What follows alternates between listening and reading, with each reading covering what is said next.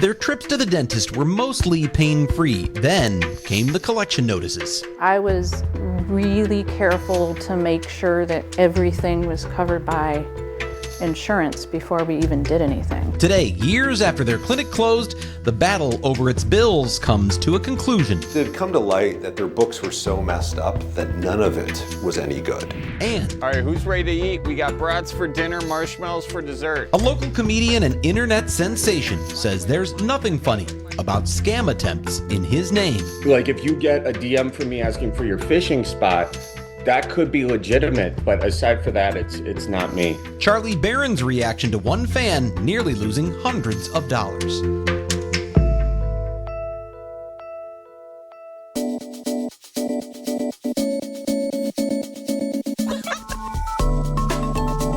From the Fox 6 Studios, this is Open Record. I'm Brian Polson, and I'm joined by Open Record's executive producer, Sarah Smith. Hello, Sarah. Hello. And we are joined this week by Contact 6 reporter Jenna Sachs. Welcome back, Jenna. No problem. We are recording this episode on Wednesday, April 9th, for release tomorrow, Thursday, April 10th. And last night, a Contact 6 report aired about disputed debt. This all started back in 2021 when thousands of people, started getting collection notices from a shuttered dental clinic. Some of them wrote to Contact 6 at the time, insisting their bills were paid. Now, a Milwaukee County Circuit judge has issued an order impacting everyone with an outstanding bill from that clinic. We'll dive into what that order says when we come right back. We are back on Open Record. It's been years since the Dr. Molar Family Dentistry closed and people began writing Contact 6 about collection notices. Ever since Contact 6 reported the story first, the status of those notices got caught up in court. First, there was a civil suit, then there was a class action, eventually a receivership. So, Jenna, can you kind of walk us through the background on Dr. Molar? What happened when the clinic closed? Sure. So prior to 2021, Dr. Molar had 3 locations in Milwaukee, Brookfield, and Greenfield. And I found a YouTube video kind of promoting its services from the time, and it called itself the Working Man's Dentist because it was open until 8 p.m. at night and it was open on the weekends. And most of the people I spoke with saw the main dentist who was a man named Loch Nguyen. And people really seemed to like him. They said he was kind and personable, and he was known for working with you if you couldn't afford your dental treatment. I spoke with one man, Randy Lidke, who used to be a patient there, and he said, I expressed concern about the cost of my root canal, and he said, well, if you pay me cash, we can charge you less and we don't have to go through insurance. And he was grateful for that. And he said Dr. Molar did this for other people as well, and I heard it from other patients too. Now, some point around 2018, Dr. Nguyen was placed into a conservatorship and became incapacitated. I spoke with a former colleague of his at the time who said that he had a heart surgery and there were complications and he was no longer working, and he later died. Now, during that period of time when he left the practice, things seemed to get confusing and chaotic. I spoke with a woman with a business called Custom Dental Solutions, and they were brought in to manage the practice during this period where he was in a conservatorship.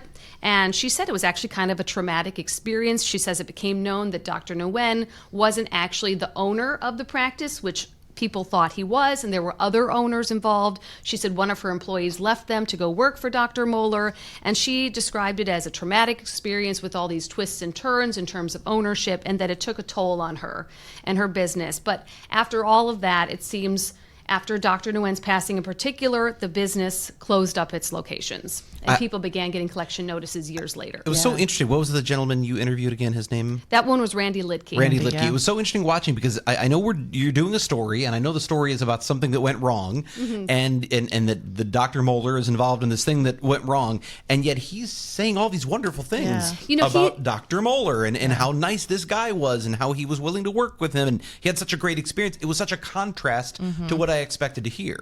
Right, and that was one thing Randy had said was, I think what got lost in this story and even in the initial reporting is that he was nice and people liked him, and I think he was a good person who meant well. The problem came after he died, and it sounds like there were issues with I was bookkeeping. going to say the book sounded like Right. it, Well, it sounds like the It's all problem may well have and started good. before he died because the bookkeeping was just Right, a mess, was kind right? of a Right. mess, yeah. No, and maybe they couldn't make sense of the books he was keeping, or maybe this all wasn't being written down, the deal making that was going on, So but when- something happened. So when those collection notices started coming in, what were people telling you? I mean, you talked with many of them.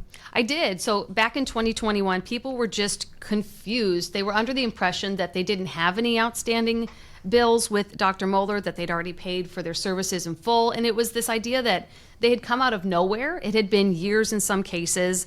And one person even called it a scam at the time. So people were frustrated because they just didn't understand. I spoke with one man in my first story named Anthony Sutton, and Anthony had gotten 2 collection notices, one for him for $750 and one for his wife for $550. And he said, they never told me that I owed any money. And when we reached out to Delta Dental, who was Anthony's insurance at the time, they looked into it. They launched an audit, and they found out that Dr. Dental had never submitted 2 claims for payment with them that they would have covered at the time. So they actually sent the Suttons some money back in 2017 for that appointment in 2017 as a courtesy. But that was just an example of this didn't get submitted to insurance in the first place. Anthony thought that everything had been done properly. He was told he didn't owe any money. And we had reached out to a registered agent at that time, back in 2021, a woman named Nancy Wilson. And she said, you know, the Suttons aren't right, but we're going to waive their fees because we don't want to spend any more money on attorney's fees. And she basically implied they were trying to abuse the system. And this is why we had to close, because of patients like this who won't pay their bills. So that was kind of the back and forth that was going on ever since these collections started. Well, this is where I go back to the contrast. You have the original Dr. Molar. I mean, Dr. Molar is the business name, but the original is Dr. Nguyen. And all these nice things are said, but he's doing these things on the side. Pay me what you can, pay me cash, whatever it is. I'm sure to a patient at the time that seems wonderful because, I can't afford this and I need this work done. But if the bookkeeping is a mess and that's not taken care of, he goes away, he passes away. Who then comes in and says, we got to go collect from all these people? Like, where did that come from? So it turns out there were other owners involved and other people who took over the business more so when Dr. Nguyen became incapacitated, and other people were brought in to try to manage this.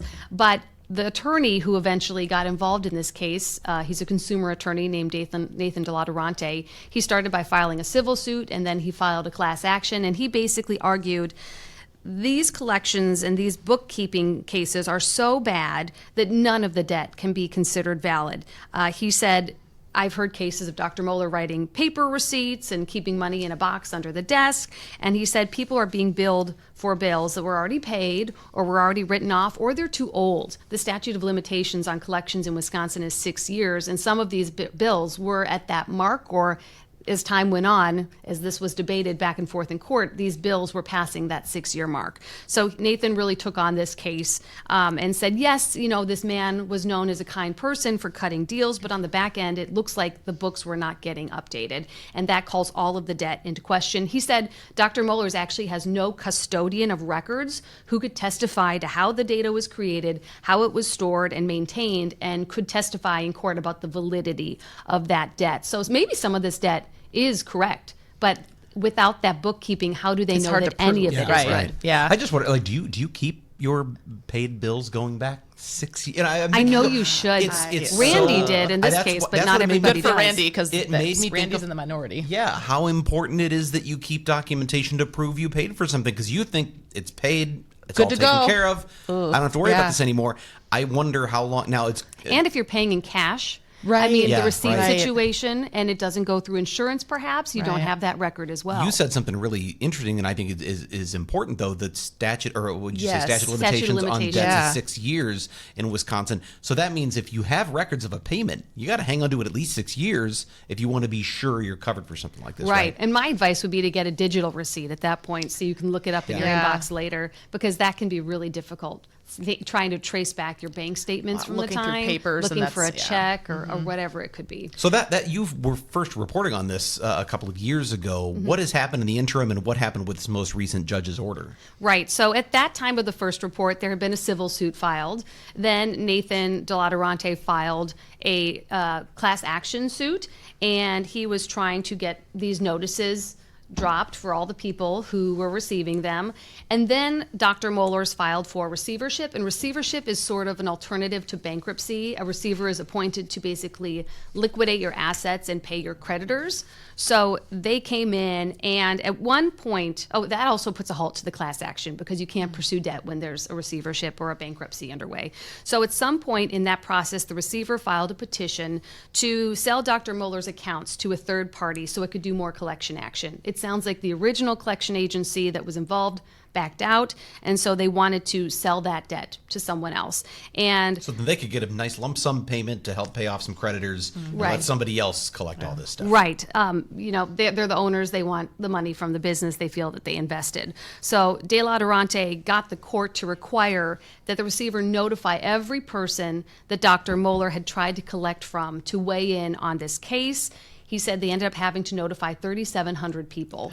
That is a lot of work, yeah. people. So they And were could basically weigh in on this. They in were court. basically asking these people who got the collection notices, like, is this legit? Did you pay this? Do you What have was your documentation? experience? What was okay?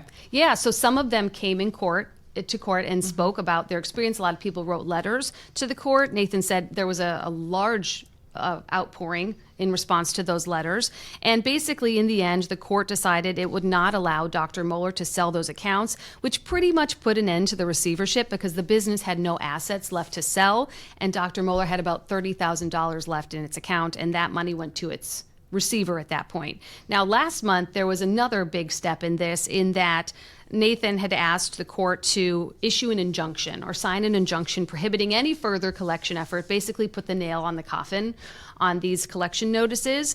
And the judge found that he had met the criteria for this permanent injunction, which basically means it's the end of the road. They can't collect on this debt anymore. And people were skeptical when I first told them that, but I followed up with Nathan, and he said, no, they cannot attempt to collect. It's a permanent bar on doing so. And if anyone receives a collection notice from Dr. Molar, contact me and I'll sue whoever's sending it because they can't do that. Did any of the owners talk to you at all? No, actually. So I had tried to contact them, and I reached out to their former receiver. He said he couldn't put me in contact with them. Their names are kind of common, and when I looked them up online, I found some information I thought was them. I emailed those addresses. I made phone calls. They did not respond to me from those accounts, so it was very difficult to track down. And there's reason to believe that they've moved some of the addresses. It appeared maybe there was foreclosure and so on. Now, I mean, 3,700 people that got those collection notices. Did this consumer attorney, I mean, that's got to be a huge win for him. Does he get paid by the case, or like, what's that? He said he took on this case knowing he probably wasn't going to make any money from it. It seems like it was a real passion project for him. And so, no, he did not make any money from this case, but he said it is one of his most satisfying because of the number of people involved and because a lot of these people are low to middle income families who went there because they were getting a deal or because of the accommodating hours. They were very much a working class group of people. So I think he wanted to do that work. So no, he didn't make any money from this case. Well, great outcome for all those people who've had this headache and this worry for so long. Yeah. So that's one situation where the patients did not have to send money to a collection agency. Coming up, we're going to talk about a woman who's grateful she did not send her hard-earned money to a scammer posing as her favorite comedian. We'll discuss that story right after this. A 62-year-old Glendale woman reaches out to Contact 6 after a scammer impersonating Charlie Berens tries to steal hundreds of dollars from her in exchange for backstage tickets. Jenna, how did this scam play out? So this woman got a message on TikTok from someone who appeared to be Charlie Berens. This person reached out to her. She does follow a number of Charlie Berens' social media accounts, so this did not strike her as strange. And at first it was just a friendly conversation back and forth, like, hey, thanks for being a fan. Yes, I really enjoy your work. And eventually she mentioned that she would like to see him perform. And the scammer said, hey, I'll help you go to an upcoming show. We'll get you good tickets and maybe you can even go backstage. He expressed some interest in wanting to get to know her better. And then he asked they move the conversation to another platform called Telegram. So she downloaded this app. And from there, the conversation got more strange. So the scammer said, as Barron's, you need to get something called a fan card. And then we can give that information to my management team and we'll get you the tickets you need. And basically, he said you have to go to Walmart or Walgreens and you have to buy a Razor Gold card to get these tickets. And a Razor card is basically like an e-gift card used by gamers. It's like digital money. And the woman said, I'll do this tomorrow. I'm going to sleep on it. But in the meantime, she had kind of been getting suspicious over time because the Barron's impersonator was getting really friendly and also didn't know what a good old fashioned was. Yeah. So she did, yeah. But she said, he was too nice. He kept calling me my dear and saying things, I guess, like I've been waiting for you to come into my life. And she started to ask him questions to kind of verify who he was, saying, how many siblings do you have? What are their names? Because Charlie Barron's famously has a lot of siblings. Who are your comic inspirations? And he said he couldn't name all of his siblings at one point. And eventually she said, why would famous Charlie Barron's reach out to a stranger and start sweet talking me? Like, I don't believe you. I'm a 60-year-old woman from Glendale. Wisconsin nice. It is. Right. Yeah. At some Wisconsin point, nice. maybe you excuse some eccentric behavior because it's a celebrity you're and like, you want oh. to interact with them. But she said when she confronted him, the scammer got very defensive, like, wow, I'm so disappointed in you. I can't believe you're saying this. I'm not forcing you to have a front row seat. But she did not pay the $500 for that gift card. Thankfully. And Barron's confirmed for us that, yes, this was a scam. So for those that don't know, we'll just back up Charlie a sec. Barron's. Who is Charlie Barron's? So Charlie Barron's, he probably is known to most people for his internet videos. Yeah. And basically he pokes fun at living in Wisconsin and being Midwestern. He really leans into his Wisconsin accent. It started with Manitowoc Minute, right? That's right, the it did. Manitowoc Minute. During and then the it grew pandemic. Into, Oh and my it grew gosh. into a whole... Huge. Was that really when it started? it was. Because you think about... That's only 5 years It ago. was every week he would do is it, yeah. An enormous celebrity, at least in Wisconsin. But he travels and he does stand-up Across the comedy. country. and He does. sells Now he out has a theaters. tour. I think the day this podcast comes out, he has a show in Knoxville. Yeah. So he does travel around on his good old-fashioned tour, Yeah. is what it's called. But he makes a lot of jokes about quick trip glazers and saying open ranch dressing and bratwurst and all the Wisconsin goodbye. things. Yeah, of course. Being Midwestern nice. So he has a lot of viral videos, and now he's doing the comedy thing too.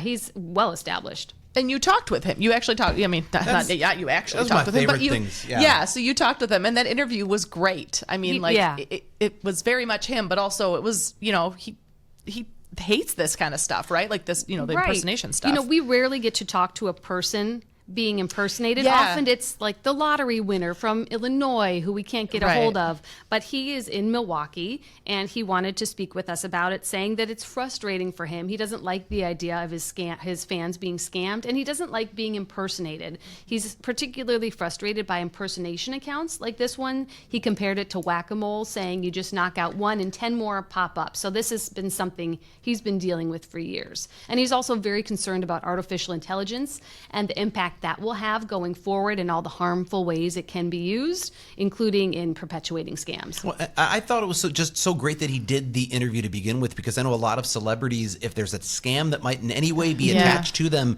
they'll have a publicist who goes, we're not touching that. We don't want the association. Right. But he's out front and center going, no, I have a problem with this. And here's how you got to know it's me. Here's how you can tell that it's me and not a scammer. Yeah, I appreciated that he did that. Maybe it's because he's in Milwaukee. He's local. Maybe it's because he used to be a journalist for a period of time. Yeah. He went to the J School around the time I was there at UW-Madison.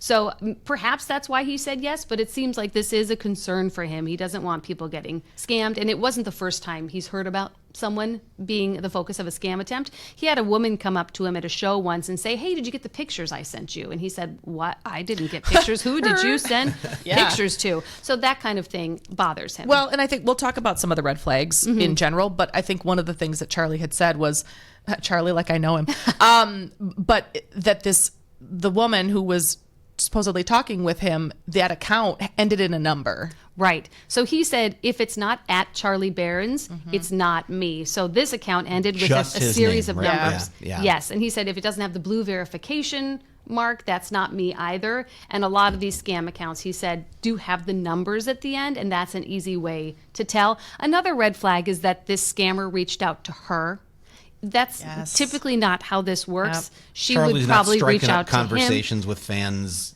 randomly. No, and he was saying, he made a joke like, I might ask you for your favorite fishing spot, but I'm Yeah. not going to ask you for money. There are legitimate Especially ways to buy tickets loadable through his Walmart website. gift card. You know, Yeah, that sort of, Right. He said, I would the never signature, ask right. for a gift card or money in crypto or any of that. What did the BBB say about this? So the BBB said this is a combination of an impersonation scam, but also it has a lot of the hallmarks of the friendship romance scam, which is number 3 on its riskiest scams list for last year, and it's number 1 in the amount of money people lose. People can lose thousands of dollars to these types of scams in particular because there's an emotional connection that's created. Often people are striking up a friendship, and then the person will ask for money. And it might not be tickets, it might be, I need a plane ticket to come see you, my daughter is sick, is in the hospital, and you care about this person, you've established a relationship. And so that's why the dollars lost can be so high. I think one of the interesting things too that I heard, and I can't remember if it was the BBB, but they were talking about how sometimes with these celebrity things, the person who, the victim and that's maybe talking with what they think is a celebrity, they want to believe that celebrity is talking with them and reaching out with them. Right. And, Charlie said it's not impossible for me to interact with fans. I do that occasionally in Messenger, but it wouldn't be like this. It wouldn't be this kind of conversation. I could see though why he might be the perfect, person to impersonate for someone because he has that approachability to him. Feels very local. He's local. Yes. Like he's one of us. Feels like Yeah. just a good guy. He's one of us. He's a guy who'd be friendly. He's the kind of guy who'd get chatty and reach out. Right. And then once you've, as the person who's receiving that, once you feel sort of the fantasy could be real, this could really be Charlie I'm talking to. Now you don't want to give up on that fantasy. So when it starts to get a little weird, maybe you discount some of that for a while and go, I could explain it this way. He's a comedian. Yeah. He's eccentric. He's just right. And so I think that might make him someone, unfortunately, who is good for a scammer to use as that, but good on this person for recognizing it before she sent money, because it's not always the case. Right. I think at the beginning she did believe it was him when the conversation was going back, but then over time she just started Sounds like to she kind realize of poked her own he wouldn't holes. be talking to me like this. I actually feel like if she had leaned into it, this could have turned into a romance scam. The scammer could have taken this in all sorts of different directions. But it was not Charlie. He wanted people to know that this is not how you get tickets to his show, and he would not be having these conversations or making these requests from people. So then did Charlie or his team ever reach out to the woman? They did. So they reached out to her, and they're trying to get her tickets to an upcoming show in Milwaukee, which I know will make her happy. She does want to go. She's still a fan, but he was just grateful she didn't lose I anybody. want to see that follow-up with you getting video of her in the front row of Charlie's show. That would be fantastic. She didn't want to go on camera. She was a bit embarrassed by it, but she did provide us the full correspondence. So I have every message back and forth with this scammer, so that was helpful for the story. And you said at the very beginning, you said one of Charlie Barron's accounts. So he has multiple social media accounts out there, but they're always going to be like just his name, right? Just it's not his name. Charlie Barron's 169 or Charlie Barron's 2853 or something like that. Right. That was an important point for him. But yeah, he's on TikTok. I think he's on Instagram and Facebook. Pretty much all those platforms he's on. And he's never going to ask you to fill out Walmart gift cards with money and send them to him. No, he is not. All right, that's good to know. Well, friendship and romance scams are becoming much more common, but so are 3 other scams the state of Wisconsin is tracking. We're going to have a live interview with the head of the Division of Consumer Protection about the top scams to watch out for in April, and we'll do that coming up right after this. Welcome back. Scam attempts are becoming more complex, more convincing, more persistent, and frankly, more irritating. The Wisconsin Department of Consumer Protection is raising the alarm about 3 scams that are making the rounds in April. Joining us now live is Michelle Reinen. She is the administrator of the Division of Trade and Consumer Protection. Michelle, thanks for joining us on Open Record again. Well, thanks for having me. Always enjoyable to be here. Well, I wanted to ask you about one of the scams you mentioned that I have experienced twice a week for months now, which are these fake toll scams. Is Wisconsin seeing an uptick in these? Are they getting worse? Because it feels like they are. They are getting worse. We actually issued 2 consumer alerts back to back on these because we were hit really hard about 2 weekends ago. a lot of schools experience spring break, and so the Friday ending that week and then that next weekend, tons of them were received. I received two different ones myself, one on the Friday, one on the Sunday, and I was at an event with a bunch of 23 other people, and all of us received it at the same time. So it certainly blew up the room in conversation. And what do those texts normally look like? What do they read like for the one person who hasn't gotten one to their cell phone who may be watching? Yeah, they come from two different sources, is what it appears. An Easy Pass is the messaging on one, and the other is Wisconsin DOT. From there, the messages look very familiar and similar to each other. They indicate that a consumer is overdue in paying tolls, that they need to make their payment right away, and they provide a link for the consumer to go to make that payment. Or they could suffer penalty, additional fines and fees or late fees, and potential for law enforcement if they don't pay attention to those overdue tolls. Do they want money? Is that what they're after? They want your information? Both? They do. They want you to click that link and go to what is really an imposter website set up by the scammer to pay money for those tolls. They've created such... Like I said, it's an imposter. So it looks just like legitimate tolling websites where a consumer would go. This message really is trying to create that confusion because we live on a state that borders a state that has tolls. We travel for spring break and others to states that have tolls. Florida has tolls. Out east, there are toll roads. So if a consumer has recently traveled during spring break, they could encounter a toll and then have confusion because we don't have tolls in our state. So how does that system work? When I drive through, can it really read my license plate and get my cell phone number, and thus I have to make this payment? Versus that separation of it's reading your license plate. They'll follow up that way, but they don't have your phone record, so they're not going to be able to ping you that their payment is due. The believability of it, I think, is what makes it so powerful, because my own mother, who's in her 70s and occasionally comes to visit from Missouri, passes through Illinois, so she's had unpaid tolls at times. She's got to go back online. She hates that process to begin with. She's already like, oh, I've got to find the website and I've got to figure out where I was. So getting an email or a text message that says she owes tolls seems very reasonable. Yeah. And she actually has come to me a couple of times. The first time was, do I really owe this? I'm glad she came to me. And then the next couple of times is, okay, the scammers are writing me again. But it does, that believability factor is there because, like you said, we border a place where you might from time to time go and kind of forget that you didn't pay any tolls. That Absolutely. It's to create that confusion, that lack of experience with having paid tolls and living in that state. I recently spoke to two different groups of high school students in the rooms full of all these individuals who have cell phones, that some do not have their driver's license yet, but every single one of them had received that message at least once, if not up to 3 times. And they were quite curious as to what they were to do with this message as well. It seems like sometimes it's fairly obvious that it's a scam text because it says the New York toll system. And you're like, I haven't been to New York, so they must be just fishing amongst all the people they have numbers for, hoping someone had driven through that area. Would a tolling agency ever text you about an unpaid bill, Michelle? Is that an unusual way to find out if you have a bill? What should you do if you're really thinking, well, maybe it's real? Yeah, I'm going to say no at this point in time, unless you have asserted that you want to receive text messages. So we happen to have in our household a tolling account because of travel through into Illinois, quite common for the household. And so there you register your information, your license plate, maybe a second plate for your account that you've set up in order to make those payments. And you provide how you want to receive messages, which in our case is by email. And we know where those will come from.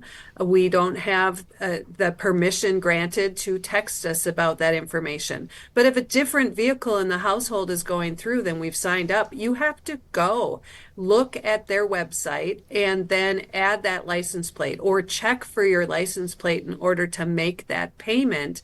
And that's what the signs say as you pass through those tolls as well. Go to this website, make your payment within X amount of days for having traveled through. But it's not a text message system. If there were to be extensive overdue tolls, they're going to have to follow the license plates in order to access the individuals who own those vehicles to make those collections. And by following the license plate, that's something that's going to go to your registration and probably come through the mail, right? You're not going to get a text message because they saw your license plate. Right. They're going to have to work with our state Department of Transportation, which is why these text messages were a bit concerning because they did use that imposter name as well. They were trying to be and represent themselves as Wisconsin DOT, but that will come through the mail as well. And Wisconsin DOT, they also issued an alert on this because they didn't want their name being misused to create that consumer confusion. Michelle, I want to move on to another scam that you guys are highlighting that has to do with online car sales and fake checks. We've reported on this for Contact 6 before, just these postings online saying I have a car for sale, but it's not a real post. How are these scammers finding their victims? Is it mostly on social media? It is. We've seen a lot on Facebook Marketplace and Craigslist, to be specific, with this scam. And we talk fake check scam a lot when you are selling something. And most of the time when we're talking scammers, you're trying to buy something, and we alert consumers, be cautious when you're shopping. In this case, it's be cautious when you're selling your goods on a marketplace, that you're not contacted by the scammer who is interested in your product. And that's harder to identify. So someone indicates that they're interested in your product, in this case, a vehicle, but they're not local, so they can't come check it out. But would you hold it for them? Sure, you're going to go ahead and do that because they offer to mail you a check for the sales price. You receive that check, and it's for more money than you've asked for, not part of the negotiation, more than you've asked for, and you go and cash that check and you're holding the vehicle. Well, then the scammer reaches back out and says, I overpaid. Could you send me the difference? I'm still interested in the vehicle. If you would just send me that difference.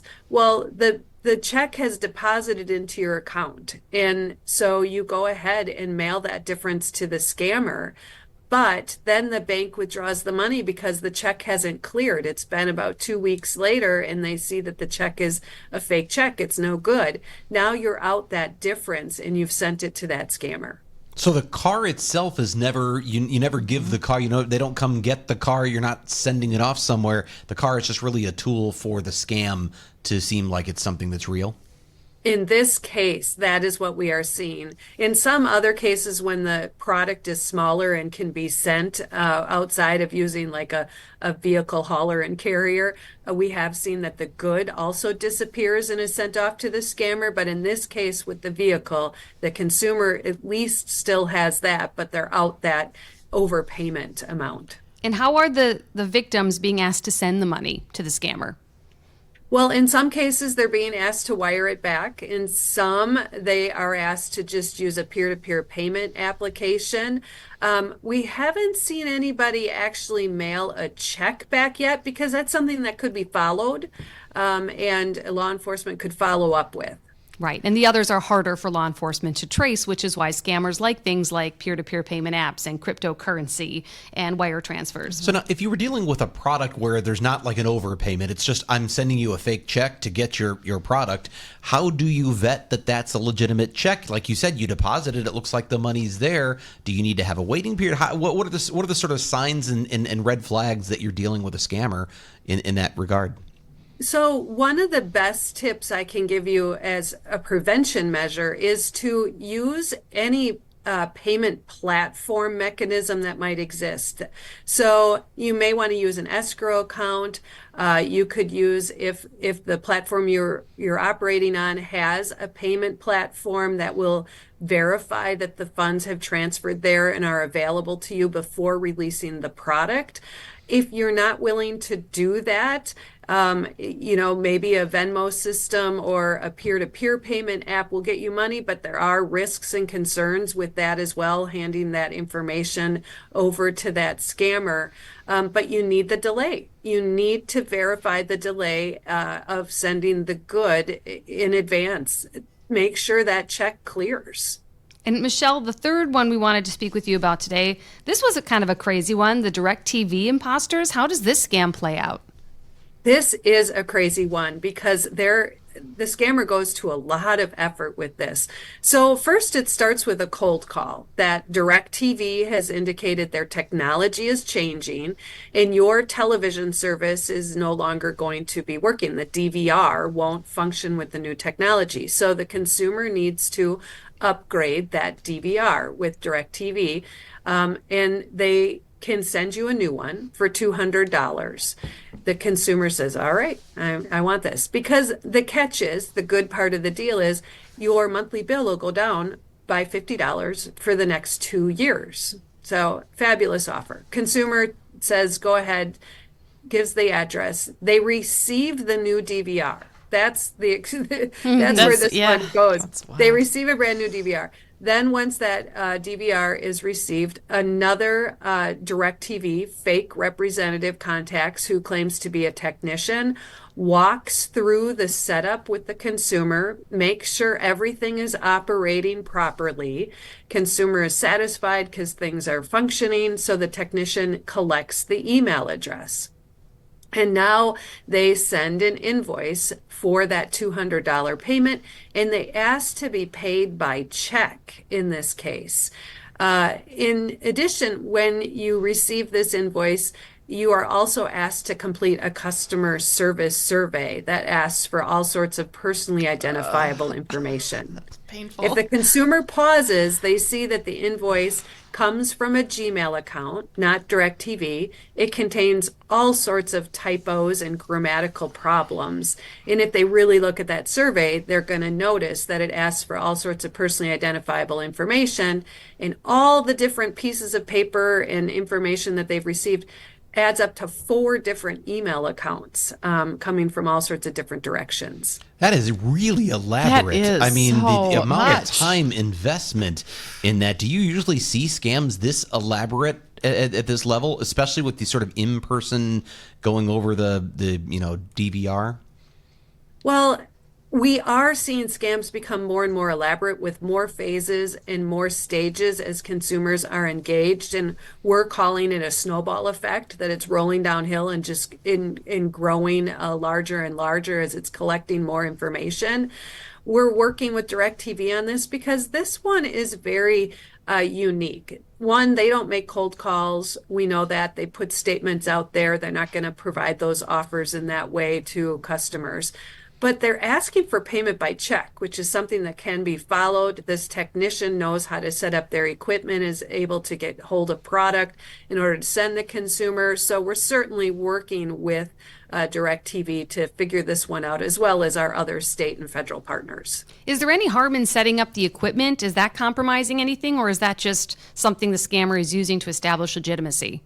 Yeah, we think it's to establish legitimacy. We haven't seen anything yet because of the way the equipment was set up, but it's certainly something to be cautious of. If you've been contacted and engaged in this scam, you want to make sure if there's any connection to your home network through setting up passwords and stuff, that you are changing any access, any password account information on the product that you receive from DirecTV, so it's unique to you and not something that technician would have also had access to. Is this, am I hearing, this is an ongoing investigation? It sounds like there's still some questions as to what's really going on here. Yeah, certainly. We continue to look into these matters, but we want to get the information out to consumers to make sure that any harm that's done can be minimized and put those alerts out there. But we do continue to look at the matter to be sure that we can understand it and put a stop to it. Well, thank you so much for joining us again on Open Record, Michelle. It's always nice to hear about these scams and to raise awareness. So thanks. Well, thanks for having me. Really appreciate your time. It is time for us to go off the record. We'll do that when we come right back. And it's time for us to go off the record. This is the part of the podcast where we get a little more casual and have a little fun by answering a question that Sarah Smith has prepared for us, and we have no idea what you're thinking. It's That's on a correct. purple Post-it note today. So I heard this on the radio. Like, people still listen to the radio, like me. I do. And we were in the car, and I had my daughter in the back seat. I'm like, grab my purse, grab my phone, write this in there so I don't forget it, because I would have forgotten the question. What saying can't you stand? Saying? A saying.